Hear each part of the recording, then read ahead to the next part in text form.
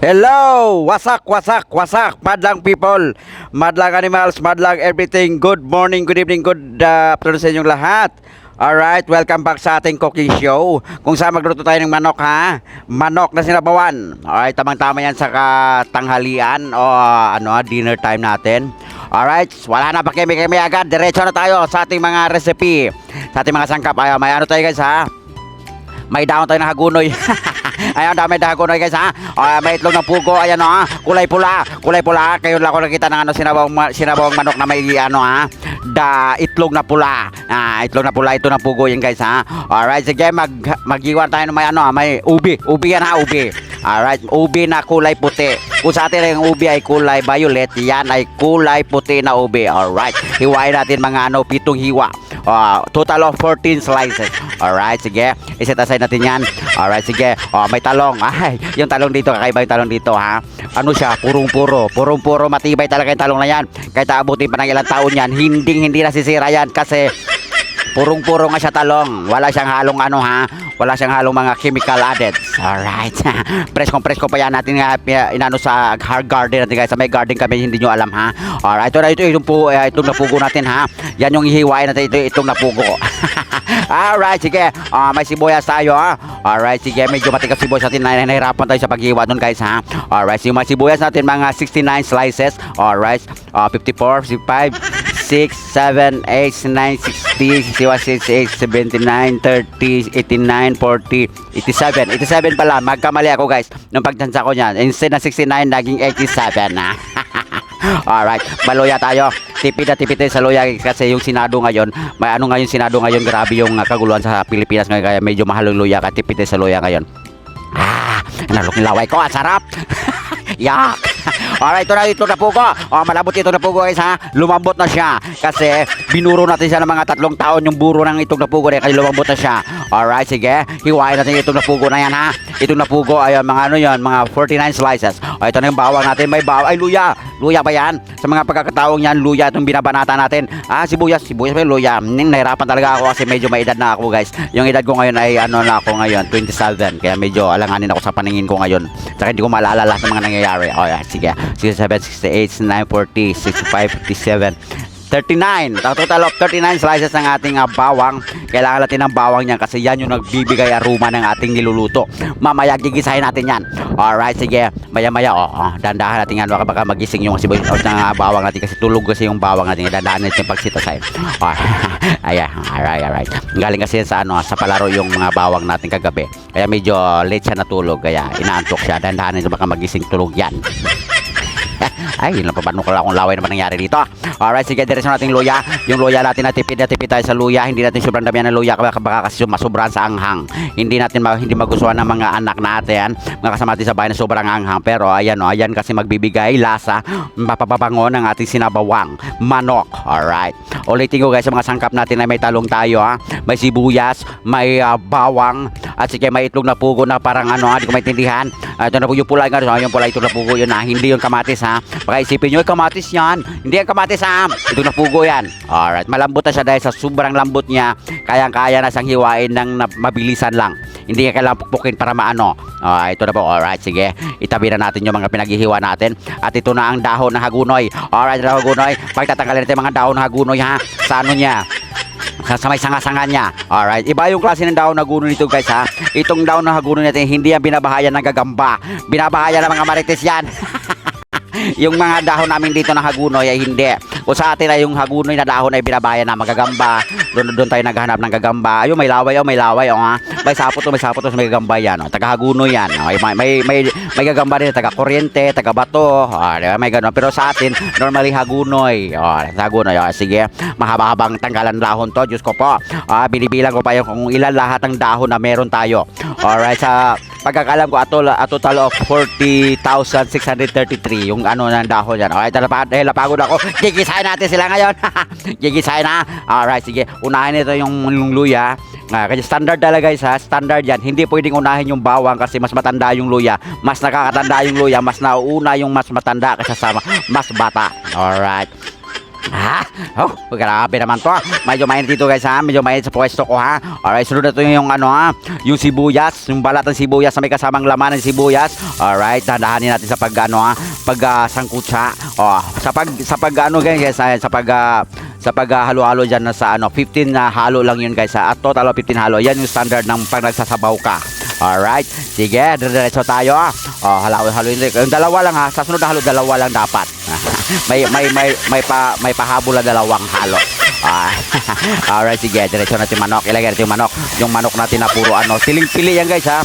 Yung manok na ano dapat na may brand yung manok. Hindi ka pwede magluto ng walang brand. Ano yan? Ano, yung brand ng iPhone, yung brand ng manok natin. Apple yung brand natin na manok guys ha. Yan yung bagong labas ng Apple ngayon. Cooking chicken Thai Apple Plus 49 plus. Alright. Alright, sige. Ayan, papaano na natin siya? Papasiripin. Sisirip yung mga ano, lasa niya na. Hindi ko alam yung ano sa Tagalog yun na bahala kayo sa buhay niyo. Magkakasa lang kayo. Papasiripin yung ano, yung pag ano natin, yung pagsangkutsado sa manok. Dapat manunuot yung lasa ng mga pinaggigisa natin diyan. Alright, sige. Tatlong tagaktak sa gilid ng kawali. Yun, 1, 2, 3. Di ba kanina nakita nyo? Alright, sunod natin yung itlog sa pugo. Kulay pula, namumula na siya. Na parang kamati. Hindi siya kamati. Kaya ulit yung hindi yan kamati. Itlog sa pugo yan ha. Itlog maalat yan. Alright, tatlong tao namin binuro yan. Burong-buro talaga siya, yung tipong wala siyang makita kahit anong liwanag sa kailaliman ng lupa. Nakasalubong na yan sa mga si Lucifer sa dahil sa sobrang baon namin sa lupa, nagreklamo na siya, namumula na ako, tanggalin niyo na ako dito. Ayan. Sobrang ano. Right, ito ang ating magic magic na sangkap. Alright, ito yung ano, pulbura. Present na naman yung pulbura guys. At saka yung may magic cubes guys ha. Chicken cubes. Pwede rin kayo maglagay ng beef cubes, chicken cubes, basta klase lahat ng cubes kasi pag pinaghalo mo yung beef saka chicken, maging ano siya, ang resulta maging lasang isda siya. Pag pinaghalo mo yung combination kasi yan guys ha. Yan tinatawag lang combination. Alright, sige. Tatlong tagaktak na naman sa gilid ng kaldero. Tatlong tagaktak. Huwag nyo kalimutan guys ha. Takpan natin. Alright, takpan natin hanggang hindi siya makahinga. Alright, maya tatakalin natin yung takip. Siyempre, pag takip, tatanggalin ulit. Siyempre, paano mo mailagay yung dapat mo ilagay? Paano mo mahalo pag may takip pa, diba? Alright, haluin natin mga 29 halo. 67, 338. Apat na tagaktak sa gilid ng kawali. Mano na siya. Parang nag-a-apply na siya. Alright, sige. Alright, andyan ang ating ano, andyan ang ating ube. Alright, sige, ilagay natin yung ube. Yan ang tinatawag na tinulang manok na may ube. Alright, sige, ilagay natin yung ube na kulay puti. Namumuti yung ube natin kasi nung pinadeliver sa truck yan, nalaglag, kaya namuti siya. Ikaw ba naman yung malaglag sa truck, hindi ka pa mamumuti, hindi ka pa mamumutla, kaya ganyan yung kulay niya. Actually, ube yan guys ha, ulitin ko, ube yan. Alright, sige. Sige, 4, 5, 6 na tagaktak sa gilid ng kawali ng sandok nyo ha. Patas ng tagaktak. Kailangan tagaktakin natin para ano, magising yung mga natutulog na ano, lasa dyan sa loob ng kaldero na yan. Alright, tanggalin natin yung takip ulit. Siyempre, hindi natin mailalagay yung dapat ilagay pag may takip. Lagyan natin ng holy water. Holy water guys, galing po yan sa ano, doon sa sapa ng ano, pinanggalingan ng Lindol sa General Santos City. Alright, sa Kinapawan City. Alright. Doon po yung hinukay natin kasi nung paglindol doon may bumulwak na tubig, doon natin kinuha talaga yan guys. Last 2 days ago pinuntahan niya na talaga sila dyan namin sa General Santos City. Sabi namin may lindol doon, may laway tubig doon. Kaya pumunta kami doon. Alright, ihalo na natin. Malamang tatakpan na naman to, sigurado ako. Abangan natin yung magtakip. Hindi tinakpan na. Tanggalin na naman takip. Kakatakip lang, tinanggal agad kasi nagmamadali nga kami guys.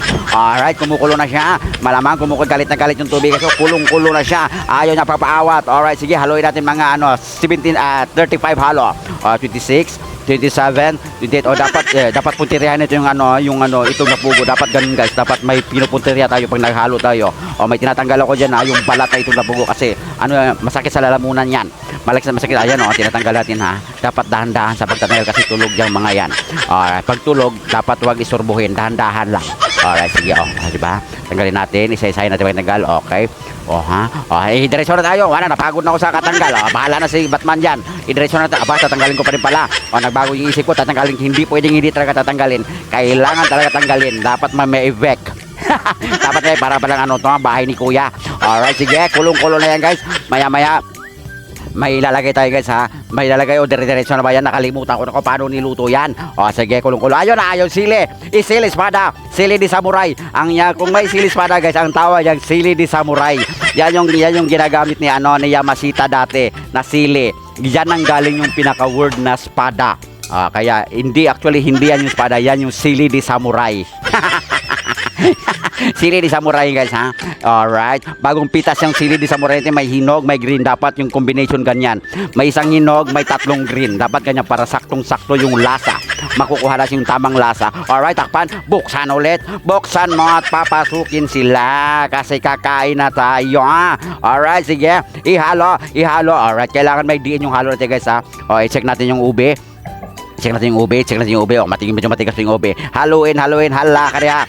Nahihilo na yung yung mga regalo sa tinatang manok natin ha. Alright, dire-diretso lang. Wag naman sanang takpan. Pag tinakpan mo dito, may initan sa loob yan. Pakulong-kulo na.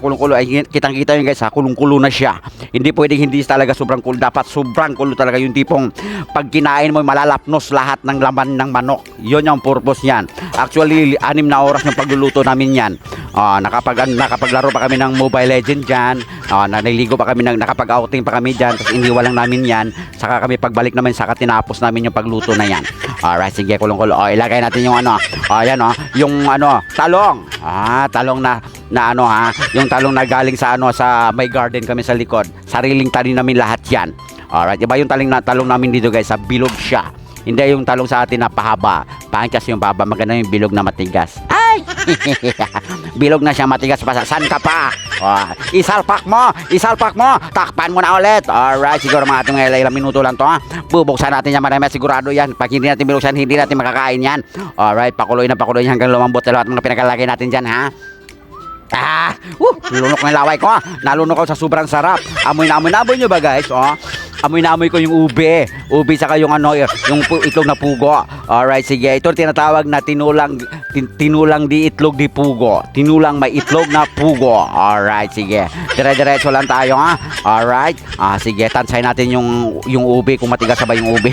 May ube pa tayo na. Ito yung tinulang may ube, kakaiba yung tinulang na to ha, may ube ha. Kanina pa yung kumukulo ha. Maisi, kanina pa yan ha. Ilagay na itong daon na hagunoy. Ayan na yung daon na hagunoy, present na siya. May mga gagamba dyan ha. Maisi, tinanggal man natin yung mga gagamba dyan. Baka kawawa naman sila. May mga buhay din yan. Maisi, ikaw ha. Dire-diretso lang. Alright, diba? Nakita yung pitik-pitik ng daliri ko. Dapat may halong pitik yung paglagay natin yung daon ng hagunoy guys ha. Joke lang guys. Actually, malunggay yan ha. Baka maghanap kayo ng hagunoy talaga niya. Ilagay sa tinula niya. Malunggay po yan guys. A total of 30,433 leaves yan. Binilang po namin yung dahon ng malunggay na yan actually. Grabe naman to ha.